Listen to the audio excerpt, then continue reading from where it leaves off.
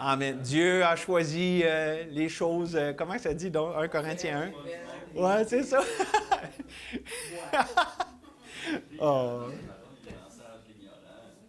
Ouais, c'est ça. Amen. Ben 1 Corinthiens 12, hein, c'est là qu'on va. Oui, OK, j'ai parti l'enregistrement. Ça va, maestro? C'est-tu parti pour... Yes, good. Et oui, nous sommes dans 1 Corinthiens 12 et nous considérons notre troisième illustration sur notre union avec Christ. C'est le thème du mois et évidemment, aujourd'hui, c'est notre union illustrée par l'anatomie, le corps, mais tu sais, le corps humain, l'anatomie. Et donc, on va lire les versets 1 à 7 pour s'introduire. On va lire d'autres versets. En fait, on va passer au travers la majorité du chapitre dans le message. Mais là, on commence avec les versets 1 à 7. Pour ce qui concerne les dons spirituels, je ne veux pas, frères, que vous soyez dans l'ignorance. Vous savez que lorsque vous étiez païens, vous vous laissiez entraîner vers les idoles muettes selon que vous étiez conduits. C'est pourquoi je vous déclare que personne, s'il parle par l'Esprit de Dieu, ne dit « Jésus est anathème » et que personne ne peut dire « Jésus est le Seigneur » si ce n'est par le Saint-Esprit.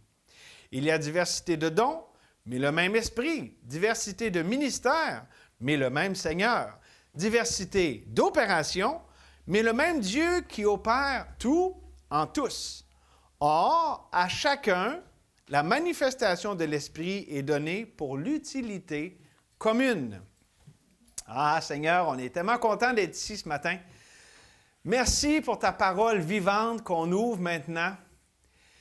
Tu es notre vie, tu es la vie de cette Église et on veut te considérer. Toi, Seigneur, oui, des illustrations, oui, des choses qui nous concernent, mais tout revient à toi, Seigneur. Tu es la tête de l'Église, tu es la tête du corps, c'est toi, Seigneur, le plus important. Donc, on regarde à toi, ensemble, alors qu'on s'arrête avec ta parole et on s'attend, Seigneur, à ce que tu nous enseignes chacun, mais aussi ensemble. Merci qu'on est un corps, qu'on est membres les uns des autres, que c'est plus grand que juste ma petite vie à moi. Nous appartenons les uns aux autres. Merci pour ça, Seigneur. C'est merveilleux, c'est de toi. C'est plus grand que nature parce que tu es extraordinaire et merveilleux. Donc, Seigneur, on te remercie pour ce temps que tu nous donnes. On s'en remet à toi pour que tu accomplisses tes desseins. Au nom de Jésus. Amen. Donc oui, on parle du corps humain, l'anatomie, parce qu'il y a vraiment un passage, là, ça parle des yeux, ça parle de l'ouïe. À un moment donné, ça dirait « Où serait l'ouïe? » Non, c'est « Et s'il était tout ouïe? » Tout ouïe. Tout ouïe. Bon, on va passer le riage tout de suite, parce que sinon, ça me déconcentre. Parce que là, j'ai deux ricaneux en avant. Bon, fait que là, tout oui, je l'ai dit, OK? Puis j'ai même dit tout oui. Hey, c'est vrai, on a des gens, on a des visiteurs aujourd'hui. Ta mère, l'as-tu averti qu'on était un peu... Merci. OK. Alors, vous savez, on est dans le thème, là, c'est prévisible, c'est facile à voir. J'ai déjà tout donné les illustrations à l'avance pour les messages. Mais les découvrir ensemble, c'est ça qui est vraiment super. On a vu dans le premier message au début du mois comment notre union avec Jésus-Christ est illustrée par la vigne. Hein? Jésus est notre racine nourricière. La semaine dernière, avec l'édifice, on a vu comment Jésus est le roc, le fondement sur lequel on s'édifie. Et aujourd'hui, on voit le corps, donc comment Jésus est notre tête, hein? Comment c'est lui qui dirige, qui coordonne, qui fait grandir tout ça. Et juste pour vous dire que je n'ai pas pris ça juste dans un passage ici dans 1 Corinthiens 12. Dans Colossiens, par exemple, ça dit au verset 1-18, ça dit « Il est la tête du corps de l'Église. Il est le commencement, le premier-né d'entre les morts, afin d'être en tout le premier. » C'est pour ça que je disais, c'est vraiment par rapport à Jésus-Christ, tout ce qu'on considère. Et aussi, c'était le verset qui était dans le bulletin, mais je vous relis Éphésiens 4, 16. « C'est de lui et grâce à tous les liens de son assistance que tout le corps, c'est ce qu'on considère aujourd'hui, bien coordonné et formant un solide assemblage, tire son accroissement selon la force qui convient à chacune de ses parties et s'édifie lui-même dans l'amour. » Donc, aujourd'hui, on continue dans le fond sur notre lancée avec les illustrations, mais je dirais qu'il faut remarquer, je le disais tantôt avant le temps de prière, que souvent on considère, tu sais, mettons, j'ai été crucifié avec Christ. Là, on le voit individuellement. Hein? Ce n'est plus moi qui vis, c'est Christ qui vit en moi. On voit individuellement, et c'est tout à fait vrai, là. On est unis à Christ dans sa mort, son ensevelissement, sa résurrection. Christ est ma vie. C'est un énoncé personnel, mais ensemble, les illustrations qu'on considère, 3 sur 4 des illustrations qu'on considère nous parlent de notre union avec Jésus, mais de façon collective. Donc, pas juste un individu avec le Seigneur, mais un ensemble d'individus avec le Seigneur. Et je crois que le Seigneur a quelque chose de précieux, d'important, et peut-être un peu nouveau, parce que des fois, quand on parle de l'union avec Jésus, on en parle souvent avec la perspective personnelle, qui encore là n'est pas fausse et pas erronée, mais je pense qu'on n'a peut-être pas beaucoup considéré celle-là collective. Et donc, le Seigneur veut nous montrer quelque chose par rapport à lui-même là-dessus, et aussi par rapport à nous. Et c'est ce qu'on a commencé à faire, on continue à le faire dans ce message et le prochain. Notre union avec Jésus-Christ, c'est une vérité, une réalité qui ne veut pas juste nous enseigner en vase clos, mais c'est une vérité relationnelle que nous vivons de façon interconnectée, qu'on vit les uns les autres. Les fameux les uns les autres dans la Bible, c'en est une vérité justement qui nous connecte les uns les autres, comme on a vu la semaine dernière avec l'édifice. Hein? Puis je vous rappelle, juste quelque chose que je vous rappelle, non seulement on peut prévoir les illustrations, parce que je vous les ai données d'avance, mais on peut même prévoir les points d'illustration. Finalement, je suis très prévisible dans le mois de mai. Je ne sais pas ce qui me prend là, mais on parle tout le temps de la grâce, de la vie, puis du fruit de cette vie. C'est tout le temps les points qu'on considère à travers, on l'a vu là, depuis le début du mois, puis aujourd'hui, ça va être encore la même chose. Parce que c'est les choses vraiment de base par rapport à notre union avec Jésus-Christ.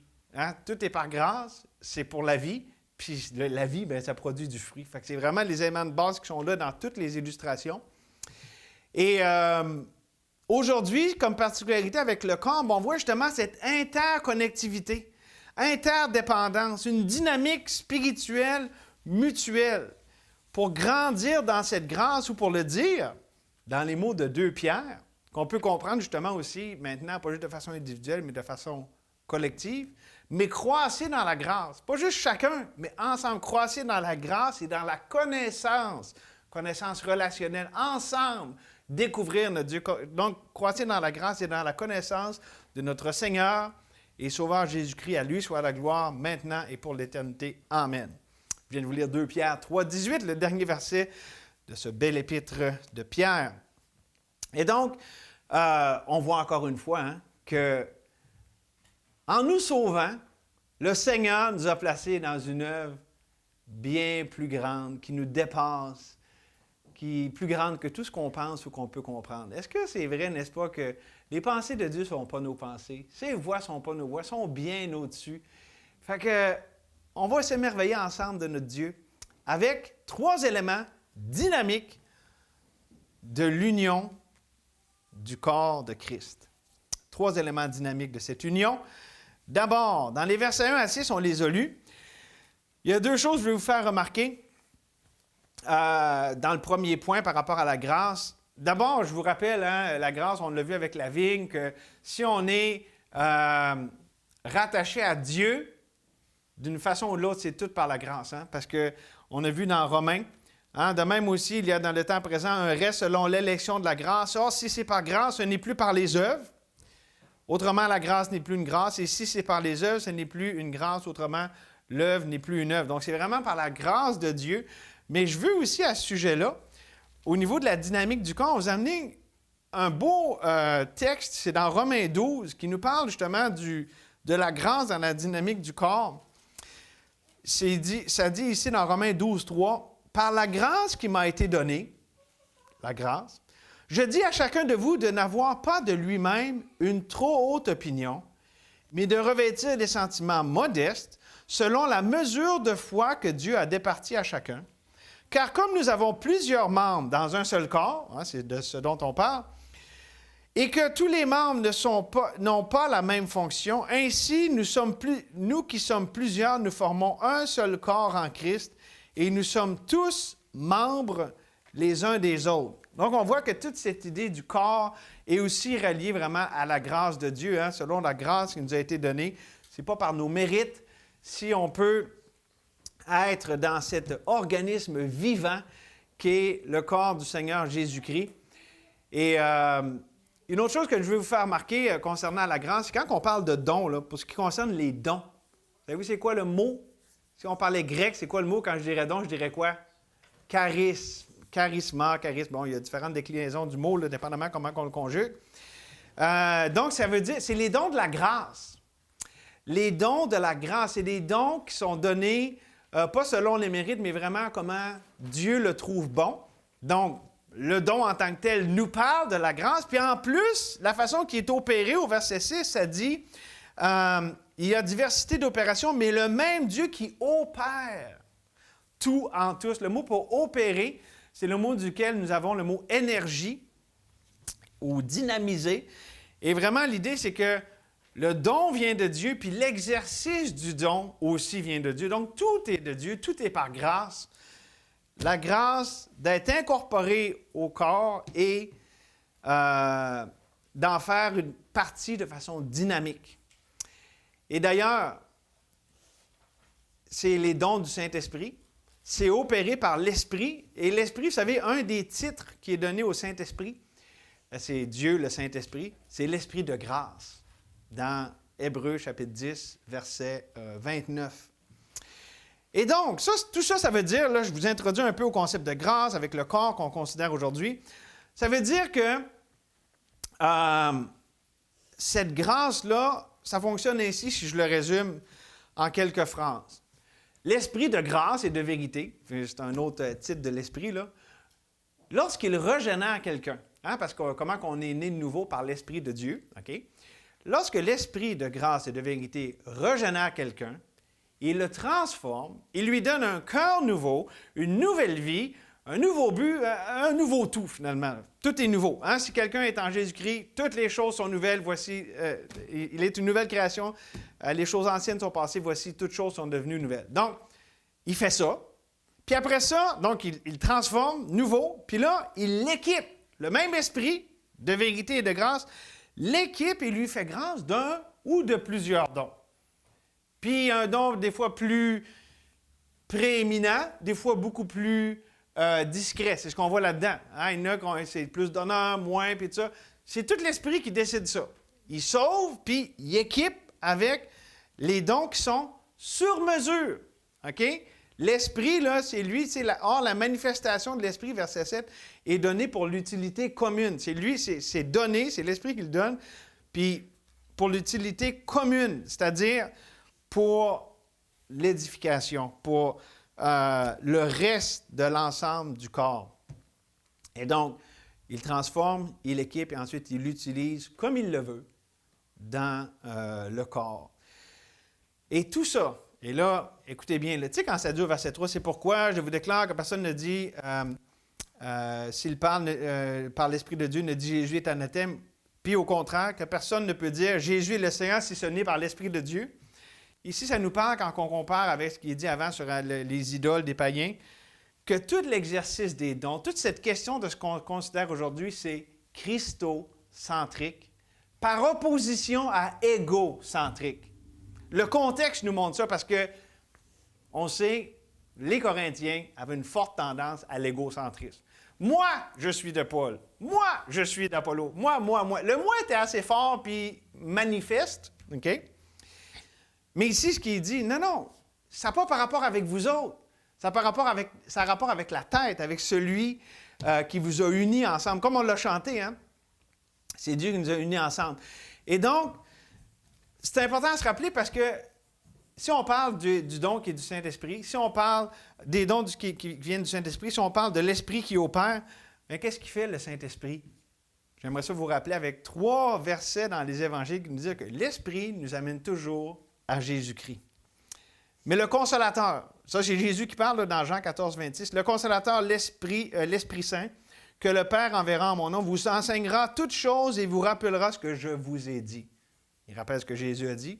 15, 26, « Quand sera venu le Consolateur que je vous enverrai de la part du Père, l'Esprit de vérité qui vient du Père, il rendra témoignage de moi, de Jésus. » Puis aussi, Jean 16, 13 et 14, « Quand le Consolateur sera venu, l'Esprit de vérité, il vous conduira dans toute la vérité, car il ne parlera pas de lui-même, mais il dira tout ce qu'il aura entendu et vous annoncera les choses à venir. Il me glorifiera, parce qu'il prendra ce qui est à moi et vous l'annoncera. » Comme le Fils est venu révéler le Père, bien, le Saint-Esprit révèle le Fils. C'est comme le Dieu trinitaire qui travaille ensemble. Ici, toute l'idée de l'exercice des dons dans le corps, c'est christocentrique, parce que le Saint-Esprit, c'est toujours ce qu'il fait. Il amène toujours le spotlight. Le spotlight. Comment on dit ça en français, non, un spotlight? Le projecteur, merci, sur Jésus. OK? C'est pour ça que nous avons l'unité dans la diversité. Un corps, ça a toutes sortes de membres, c'est fait de différents membres, mais il y a une seule tête. Et le corps est uni parce que c'est la tête qui dirige. Et cette unité dans la diversité, elle est possible parce que Jésus est le centre, et le but, et la tête. OK? Une application importante. Tout exercice de ce qu'on pourrait appeler don spirituel qui prend racine ou qui exalte le soi ou qui est égocentré, c'est une contrefaçon, ça ne vient pas de l'esprit de vérité. Parce que Dieu veut s'assurer que tout est et reste dans sa grâce. Il veut se dévoiler lui. Et la grâce, c'est quoi? C'est dépendre de lui. C'est ça l'idée d'être égocentrique, d'être christocentrique. Égocentrique, c'est au contraire dépendre de soi, de sa chair. Si on est capable de le faire nous-mêmes, il y a un problème. Ce n'est pas la grâce, c'est soi. Et là-dessus, j'ai une application, parce que là, beaucoup sûrement pensent au mouvement charismatique. Charismatique, ça vient de charisme, c'est l'idée des dons.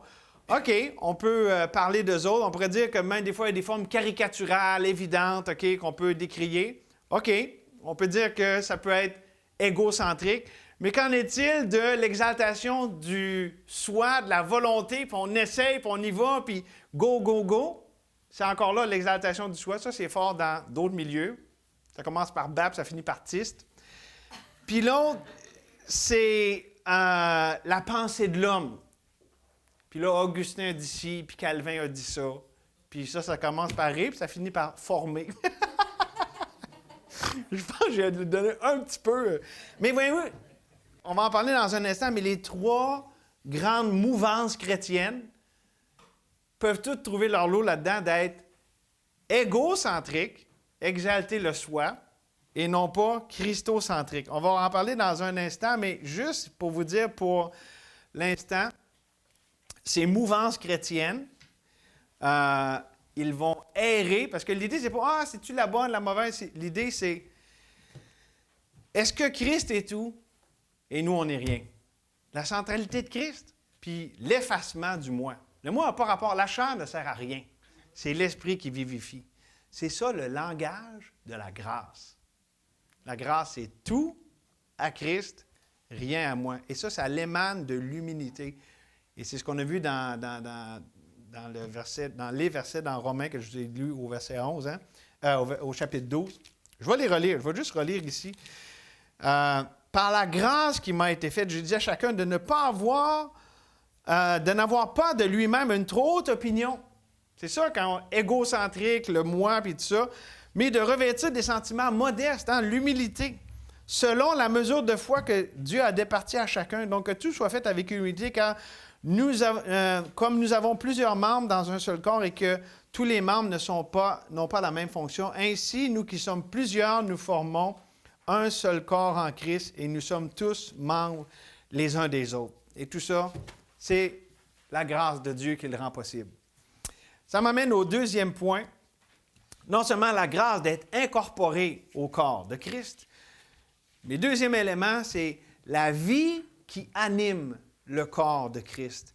Regardez au verset 7 jusqu'à 11. « Or, à chacun, la manifestation de l'Esprit a été donnée pour l'utilité commune. » En effet, À l'un est donné par l'Esprit une parole de sagesse, à un autre une parole de connaissance, selon le même Esprit.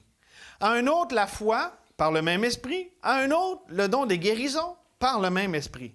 À un autre le don d'opérer des miracles, à un autre la prophétie, à un autre le discernement des esprits, à un autre la diversité des langues, à un autre l'interprétation des langues.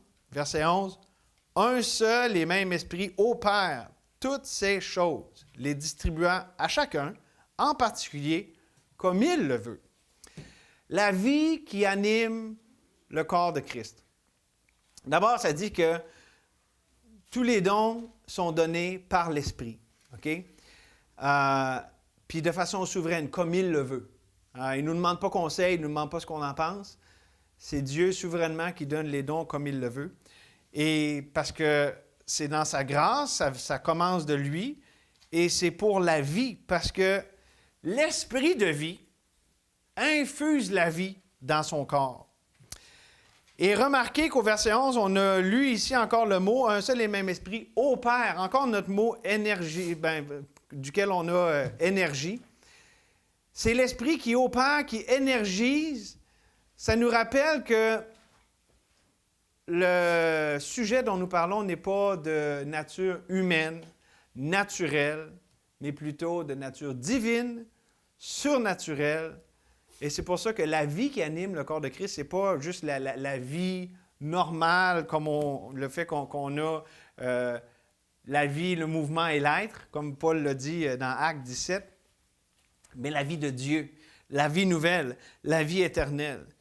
Et tout ça nous amène à considérer la question vitale de non seulement où chacun de nous individuellement, nous soutirons notre énergie vitale, c'est-à-dire ce n'est plus moi qui vis, c'est Christ qui vit en moi. OK, cette question-là est importante, mais si on l'amène à un niveau collectif, où est-ce que, comme organisme vivant que nous sommes, où est-ce qu'on soutire notre énergie, notre vie?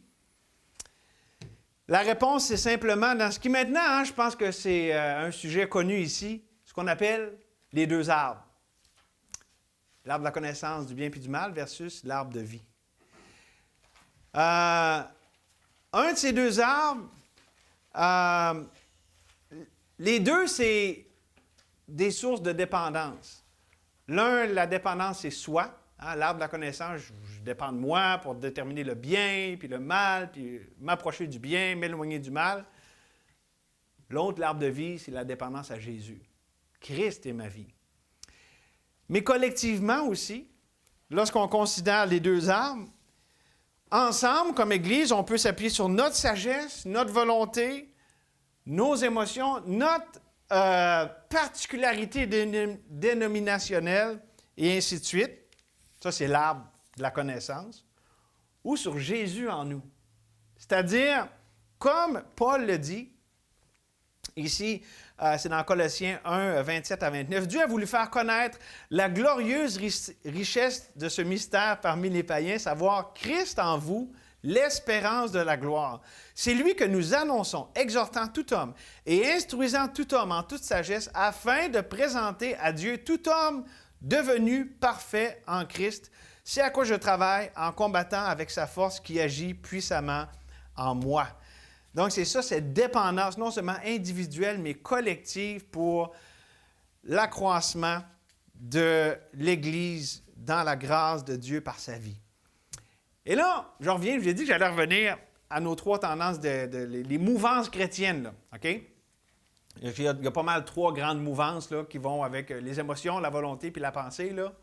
On a déjà parlé de ça, vous êtes pas mal au courant, je ne vais pas rentrer dans les détails. Mais ces trois branches, quand on y pense, ça peut facilement être trois branches du même arbre. Pensez-y. Le modus operandi, ça c'est du latin, là. Le mode d'opération, ça ressemble beaucoup. Le mode d'opération de ces arbres, de ces branches dans le même arbre, c'est « fais ceci et tu vivras pour Dieu ». Vous allez voir un charismatique il va vous dire, fais ceci, cette catégorie-là, puis tu vas vivre pour Dieu. Allez voir un baptiste ou un évangélique, il dit, fais ça, puis tu vas vivre pour Dieu. Allez voir un réformé, puis il va vous dire, non, il faut que tu fasses ça, puis tu vas vivre. T'sais, fais ceci et tu vivras. Okay? L'ordre, c'est fait. Alors que la foi qui nous rattache à Christ, hein? Si je vis, c'est plus moi qui vis, c'est Christ qui vit en moi. Puis si je vis encore dans cette chair, je vis par la foi au Fils de Dieu. Donc, ma connexion à l'arbre de vie, c'est je vis par Dieu qui est en moi. Donc, ça ne dit pas fait, ça dit c'est fait. Tout est accompli. C'est pas do, c'est done. C'est pas un fardeau, c'est la liberté. La liberté d'avoir été libéré, justement, par le Dieu de toute grâce. C'est deux mondes, c'est deux pensées, je vous dis, c'est diamétralement opposé. Puis on ne peut pas amener ça à un point et dire « Ah, c'est juste cette gang-là ». C'est à travers toute la chrétienté.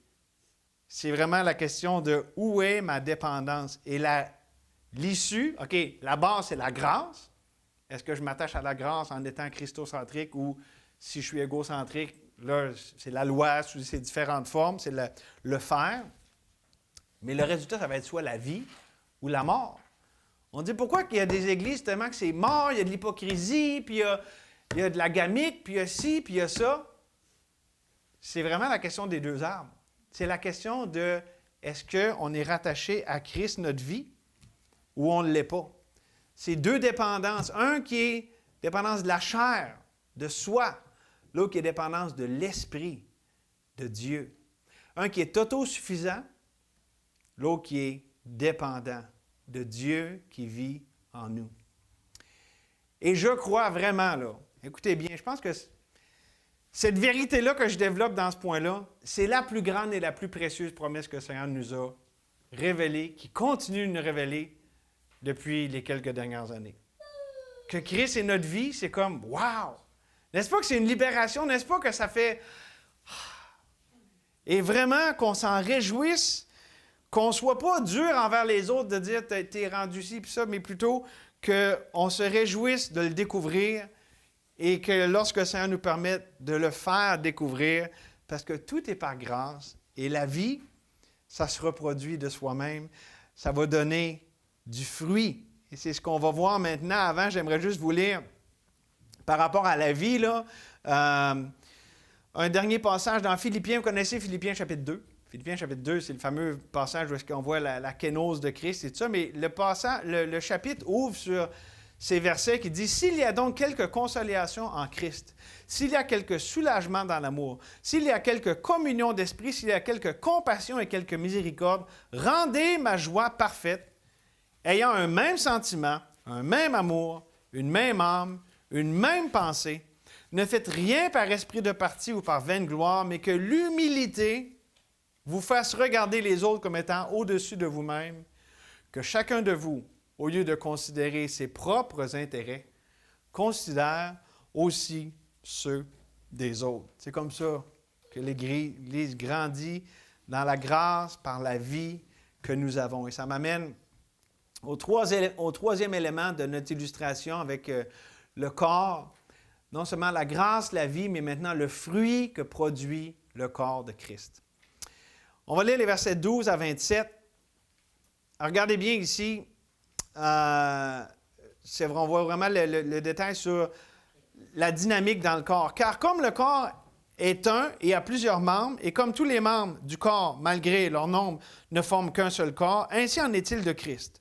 Nous avons tous en effet été baptisés dans un seul esprit pour former un seul corps, soit juif, soit grec, soit esclave, soit libre. Nous avons tous été abreuvés d'un seul esprit. Ainsi, le corps n'est plus un seul membre, mais il est formé de plusieurs membres. Si le pied disait « Parce que je ne suis pas une main, je ne suis pas du corps », ne serait-il pas du corps pour cela? Et si l'oreille disait « Parce que je ne suis pas un œil, je ne suis pas du corps », ne serait-elle pas du corps pour cela? Et si tout le corps était œil, où serait l'ouïe? Et là, préparez-vous, c'est le bout. S'il était tout ouïe, où serait l'odorat? Maintenant, Dieu a placé chacun des membres dans le corps comme il a voulu.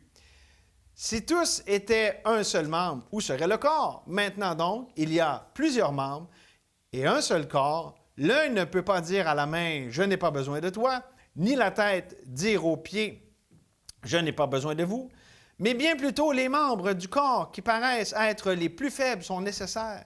Et ceux que nous estimons être les moins honorables du corps, nous les entourons d'un plus grand honneur. Ainsi, nos membres les moins décents reçoivent le plus d'honneur, tandis que ceux qui sont décents n'en ont pas besoin. Dieu a disposé le corps de manière à donner plus d'honneur à ce qui en manquait, afin qu'il n'y ait pas de division dans le corps, afin que les membres aient également soin les uns des autres. Et si un membre souffre, tous les membres souffrent avec lui. Et si un membre est honoré, tous les membres se réjouissent avec lui. Le fruit que produit le corps de Christ, là, c'est sa vie, c'est l'unité dans la diversité. On n'a pas besoin d'être tous pareils. On peut être différents, mais se compléter. Puis ça parle ici, justement, pour pas qu'il y ait de division, Dieu nous a disposé d'une telle manière à ce qu'on dépende les uns des autres.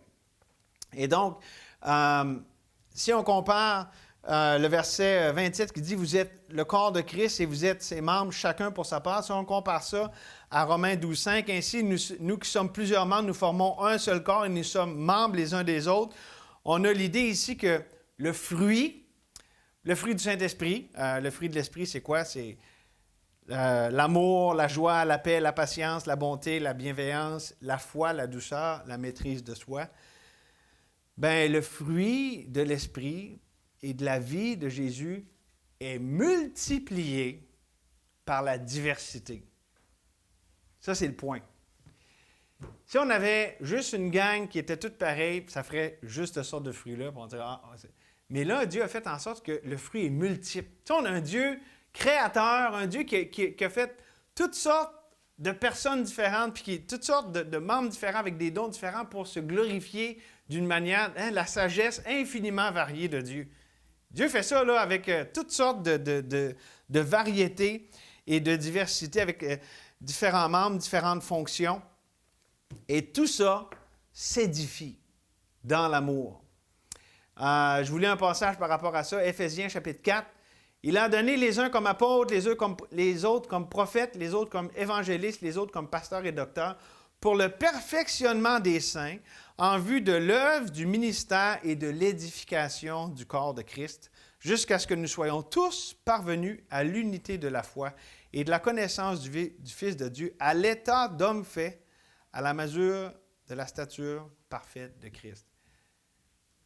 On ne peut pas être tout ce que Dieu veut qu'on soit, tout seul par nous-mêmes dans notre coin. L'Église, c'est le plan de Dieu.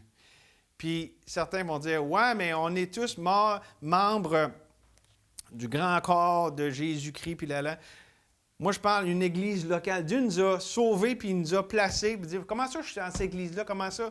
Bien, c'est Dieu. Tu sais, à un moment donné, ça ne fait pas si longtemps que je parlais de ça avec quelqu'un.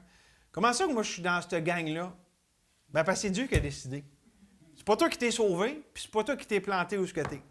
Puis sais-tu quoi? Si t'étais dans un autre, tu pourrais dire, pourquoi je suis pas avec eux autres? Puis parce qu'il y a zéro milieu qui est parfait. Ils ont tous leurs défauts, ils ont tous leurs problèmes. Puis c'est Dieu qui décide, ben toi, je te mets là, toi, je te mets là. Puis c'est Dieu qui décide. C'est lui qui, comme disait une sœur, c'est Dieu qui place ses pions. Il place les gens où il veut. C'est pas la question, qu'est-ce que je fais ici? C'est plutôt Dieu qui m'a mis ici. Comment je peux grandir dans sa grâce en étant tout ce qu'il m'a équipé pour être. Puis, comme je le répète, c'est pas possible pour moi de devenir tout ce que Dieu veut que je sois sans vous autres. Puis c'est vrai pour chacun ici. On est membres les uns des autres. Fait que le fruit, là, OK, je peux dire, hey, moi, je porte du fruit dans ma vie. Bien, je ne vais pas porter tout le fruit de la vie de Jésus en moi si je ne suis pas connecté avec mes frères et sœurs en Jésus. Ça ne peut pas arriver. Ce n'est pas le plan de Dieu. On n'est pas fait pour être un œil tout seul dans un coin. Possible, un œil tout seul dans un coin, ça ne fait pas grand-chose. Ça a de la misère à marcher. Ça va tout aller partout, mais ça n'entend rien. Ça n'a pas de pattes, un œil. Un œil, c'est pas fait tout seul dans un coin, là. Non, mais c'est... On trouve ça un peu rigolo, mais C'est ça le point qu'il amène.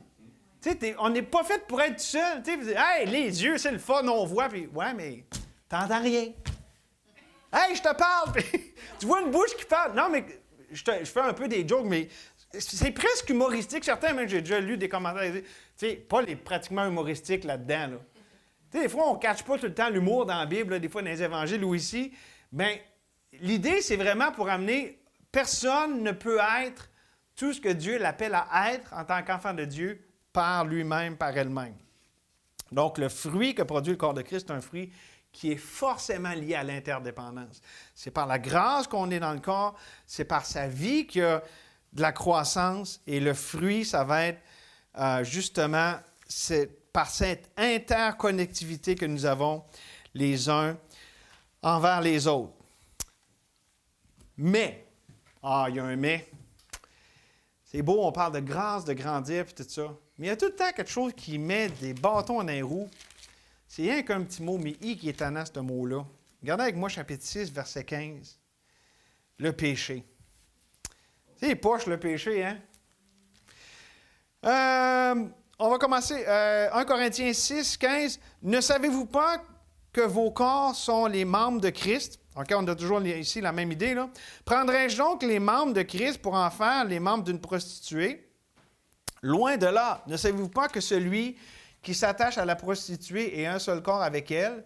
Car, est-il dit, les deux deviendront une seule chair. Mais celui qui s'attache au Seigneur est avec lui un seul esprit.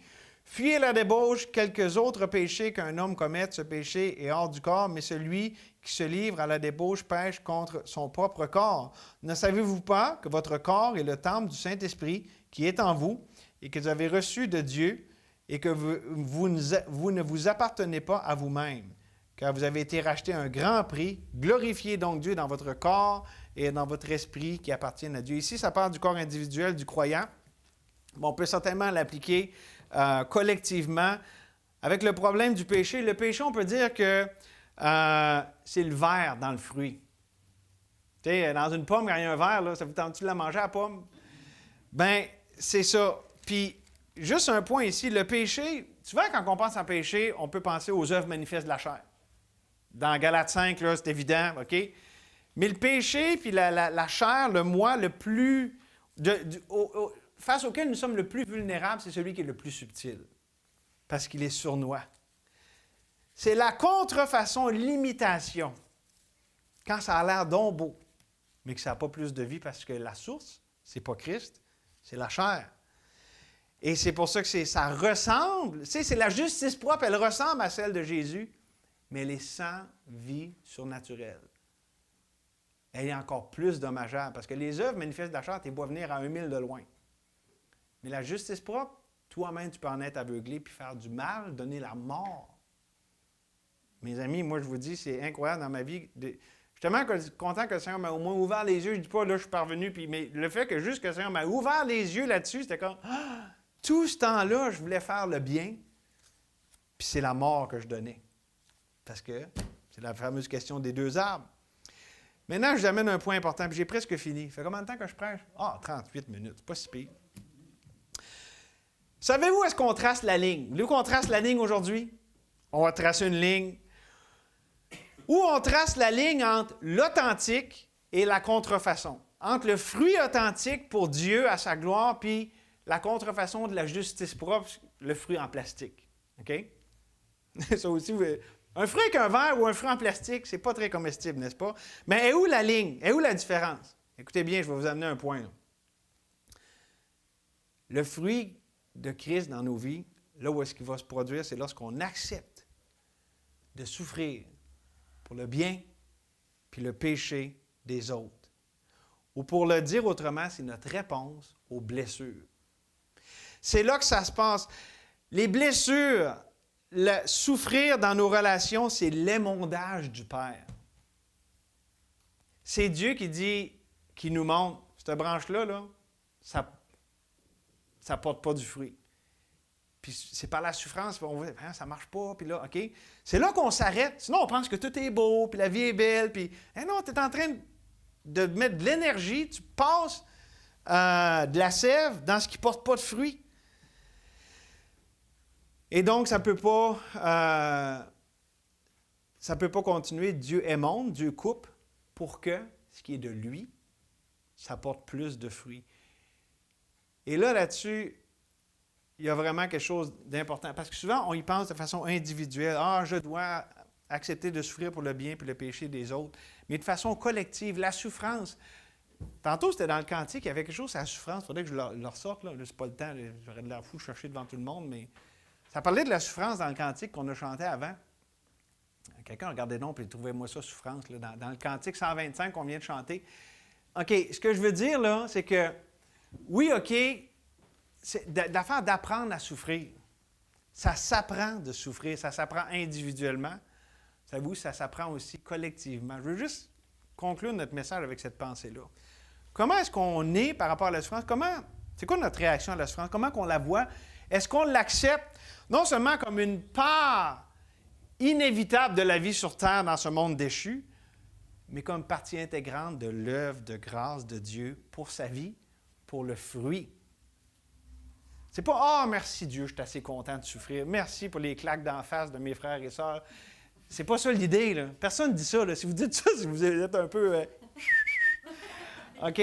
Non, c'est plus que on voit que Dieu est en train de s'occuper, Dieu est à l'œuvre, Dieu agit, Dieu est monde. C'est pour ça qu'on ne dit pas « Merci, aïe, aïe, ça fait mal. » Merci, tu ne laisses pas nous endurcir, tu ne laisses pas être aveuglés, tu ne laisses pas errer dans nos raisonnements, dans nos tendances. C'est ça l'idée de la souffrance. Parce que je vous le rappelle, l'émondage, ce n'est pas juste la souffrance, parce que les gens dans le monde, ils souffrent. Mais l'émondage pour un enfant de Dieu, c'est la lumière de Dieu, le Saint-Esprit, avec sa parole sur notre souffrance. C'est Dieu qui va prendre la souffrance, puis là, il va nous communiquer quelque chose à nos cœurs, puis il va nous communiquer quelque chose même ensemble. Et je pense que vraiment, pensez à ça, là. Je pense que, tu sais, si on faisait un tour de table, je pense qu'individuellement, on a tous vécu différents degrés de souffrance et tout ça, puis d'émondage dans notre vie. Mais collectivement, Dieu nous a fait la grâce pour lui, pour porter du fruit, de nous émonder par la souffrance. En tant qu'Église, on ne devrait pas avoir peur de ça. On n'a pas à courir après, c'est Dieu qui émonde. Mais de l'accepter, de dire, Seigneur, moi, tu t'occupes de nous autres, tu fais quelque chose avec ça. Donc, on pense de façon pas juste individuelle par rapport à tout ça, mais de façon collective ensemble. Vous savez, un corps est en santé. Lorsqu'il est en santé, le corps, il grandit. Il est dynamique. Hein? Quelqu'un qui est en santé est capable de faire du jogging, tout ça. Des fois, quand on parle de la santé, on a de la misère. Mais mettons que le cancer rentre dans le corps. Là, c'est la destruction, c'est l'affaiblissement. Ça coupe même la croissance. C'est la même chose par rapport à la réponse de la chair aux blessures. Quand une Église répond à la souffrance, aux blessures par la chair, c'est le cancer qui rentre dans l'Église. Il faut le voir demain, c'est la mort. Parce qu'on ne choisit pas la vie. Dieu nous amène à la souffrance pour qu'on choisisse la vie. Puis là, la vie grandit, la vie fructifie. Sinon, c'est l'infection, c'est la gangrène. Et écoutez bien ce que ça dit dans Romains 14, j'ai presque fini. Car si nous vivons pour le Seigneur. Si nous mourrons pour le Seigneur. Soit donc que nous vivions, soit donc que nous mourions, nous sommes au Seigneur. Et donc, on ne s'appartient pas à nous-mêmes. Ah, puis tiens, tant qu'à ça, on est dans 1 Corinthiens. Regardez avec moi 10, 31. 1 Corinthiens 10, 31. Soit donc que vous mangiez, soit que vous buviez, soit que vous fassiez quelque autre chose, faites tout pour vous-même. Non, hein? Bon, je n'ai réveillé 2, 3. Faites tout pour la gloire de Dieu, pour lui. Savez-vous que personne ne pêche, personne ne s'endurcit, personne ne s'irrite contre Dieu, contre ses voies, contre son prochain, sans que tous ceux qui sont rattachés à lui n'en souffrent et n'en aient les conséquences. Personne ne vit en vase clos. Dire qu'on a besoin des uns des autres pour grandir, pour devenir tout ce que Dieu veut qu'on soit, mais aussi quand on pêche, quand le cancer du péché, si on le laisse rentrer dans nos cœurs, dans nos vies, on n'en est pas les seules victimes. Les autres aussi le sont. Donc, c'est 2 facettes ici. Au fait d'être un corps, d'être membres les uns des autres. Et ça, qu'est-ce qui arrive dans ce temps-là? Bien, au bout du compte, c'est Dieu qui est diffamé. Et au contraire, lorsque sa vie grandit et porte du fruit, Jésus a dit, « Aimez-vous les uns les autres comme je vous ai aimé. Vous aussi, aimez-vous les uns les autres. À ceci, tous connaîtront que vous êtes mes disciples, si vous avez de l'amour les uns pour les autres. » Donc, je termine avec une question. Quelle vérité, avec ou sans S, une ou plusieurs vérités, quelle vérité le Seigneur, puis là, je commence en le disant, nous révèle par l'idée du corps. Quand on se pose la question, OK, on peut dire individuellement, qu'est-ce que le Seigneur me montre? Mais au-delà de mon union, moi, personnelle avec Jésus, qu'est-ce que le Seigneur est en train de nous montrer en ce moment sur notre union les uns avec les autres, avec lui qui est notre tête? C'est bon de se poser cette question-là parce que ça nous sort de juste notre petit nous-mêmes puis tout ça. Puis souvent, ça nous amène à voir, attends un peu, là, ma réponse à ce que je vis, à ce que Dieu m'envoie. J'ai des frères et sœurs qui sont intimement reliés à ça. Puis même, savez-vous, même si les gens ne le savent pas, on amène ça dans l'Église. Je arrive ici avec de l'amertume dans mon cœur, puis que je n'ai pas pardonné un frère, j'ai quelque chose. Même, je ne le dis pas à personne, c'est une réalité spirituelle que j'amène avec moi dans mes bagages. C'est un parfum de mauvaise odeur dans l'Église. Ça l'affecte mes frères et sœurs, même si je n'ai rien dit. Et ça finit toujours par sortir à quelque part. Ça finit toujours par sortir à quelque part, effectivement. Oui. Donc, mettons pas ça compliqué ce matin. C'est bien simple. Qu'est-ce que le Seigneur nous montre? Et je dirais, Dieu nous montre sa volonté, ses plans, parce qu'il nous envoie. Il nous envoie des personnes, puis il nous envoie des circonstances. Qu'est-ce qu'il veut nous dire? Qu'est-ce qu'il veut faire avec ça?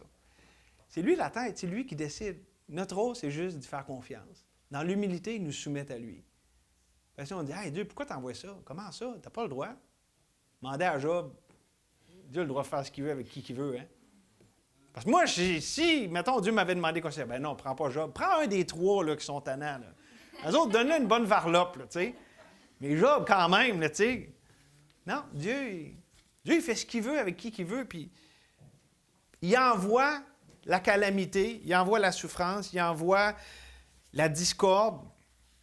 Pas qu'il est l'auteur du mal, là, comprenez. Là. Dieu est, tu sais, toute grâce excellente vient du Père des Lumières. Il n'y a rien de mauvais qui vient de Dieu, mais Dieu permet au mal de se manifester, puis tout ça.